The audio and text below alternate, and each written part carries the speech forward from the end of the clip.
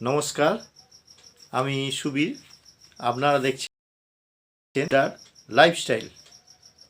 আজকের বিষয় বাস্তুমতে সোফা কোন দিকে রাখা উচিত। একটা ভালো সোফা সারাদিনের পরিশ্রমের পর একটু আরাম করার জন্য আমাদের জীবনে খুবই প্রয়োজনীয় জিনিস। দামি হোক, প্রত্যেক বাড়িতেই সোফার চল আছে বহুদিন ধরেই। সবাইকার বাড়ি তো আর সিনেমা বা সিরিয়ালে দেখানো বাড়ির মতো হয় না। বিশাল বিশাল সোফা সেট ঘরের এ মাথা থেকে ও মাথা পর্যন্ত রাখা থাকবে। তাই যে যার সাধ্য মতো সোফা সেট কেনেন এবং ঘরেই রাখেন। তবে সাধ্য মতো সবাইকার বাড়িতে একটা বসার জন্য বার করা হয় এবং সেখানেই সোফা সেট রাখা। আর এই সোফা যদি ঠিক জায়গা মতো না রাখা হয় তাহলে বাড়ির মধ্যে থাকা পরিবারে অনেক কিছু বাধা বিপত্তি হাজির হতে পারে। ঠিক আছে, আসলে বাস্তুশাস্ত্র একটা প্রাচীন ভারতীয় বিজ্ঞান, যা স্বাস্থ্য, সমৃদ্ধি এবং সুস্থতা বৃদ্ধির জন্য প্রাকৃতিক শক্তির সাথে আমাদের বসবাসের স্থানগুলির সুসংগত সমন্বয়ের উপর জোর দেয়। সোফার জন্য বা সোফা রাখার জন্য আদর্শ স্থান হলো উত্তর বা পূর্ব দিকের দেয়ালের বিপরীতে অথবা দক্ষিণ পশ্চিম দিকের দেয়ালের পাশে। মানে ব্যাপারটা বুঝতে পেরেছেন তো? দক্ষিণ বা পশ্চিম দেয়ালে দিকে সোফার পেছনটা থাকবে, আর সোফায় বসলে পরে মুখটা থাকবে হচ্ছে, ঠিক আছে, সব সময় উত্তর দিক এবং পূর্ব দিক।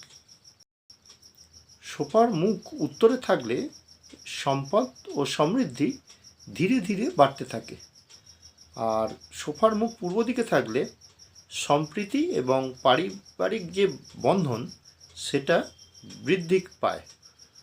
আর দক্ষিণ ও পশ্চিমমুখী সোফা থাকাটা খুবই অশুভ।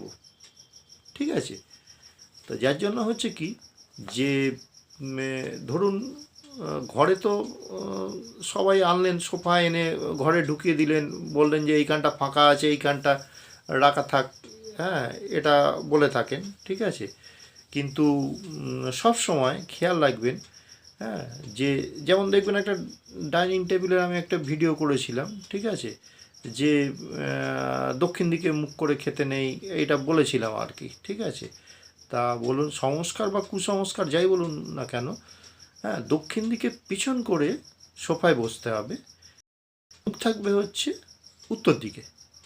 ঠিক আছে, এছাড়া কি হয়, পশ্চিম দিকে যদি সোফাটা রাখেন তাহলে পশ্চিম দিকে থাকবে সোফার পেছন দিকটা, সোফায় যে বসবে তার মুখটা থাকবে পূর্ব দিকে। এবার আপনারা বুঝতে পারছেন যে মানে একটা সিস্টেমে রাখা হয়, বাস্তুমতে যারা চলেন বা বাস্তুমতে এটাই হচ্ছে নিয়ম। ঠিক আছে, এবার ধরুন মানা না মানা, এবার অনেক যুক্তিতর্কের ব্যাপার আছে। কেউ হয়তো বললো যে না, আমি এখানে কি অসুবিধা আছে, সেটা আপনাদের ব্যাপার। ঠিক আছে, কিন্তু মোটামুটি আমি যতটুকু জানি বা বাস্তবতে যেটা বললাম, এটা করলে আপনারা ধীরে ধীরে ভালো ফল পাবেন। ঠিক আছে, সেই জন্যই আমি বাস্তুর ব্যাপারে একটু বললাম প্রথমে আর কি। আশা করি ভিডিওটা আপনাদের ভালো লাগবে। আপনারা সাবস্ক্রাইব করবেন, লাইক করবেন, শেয়ার করবেন, আর ভিডিওটা কেমন লাগলো নিশ্চয়ই মন্তব্য করবেন।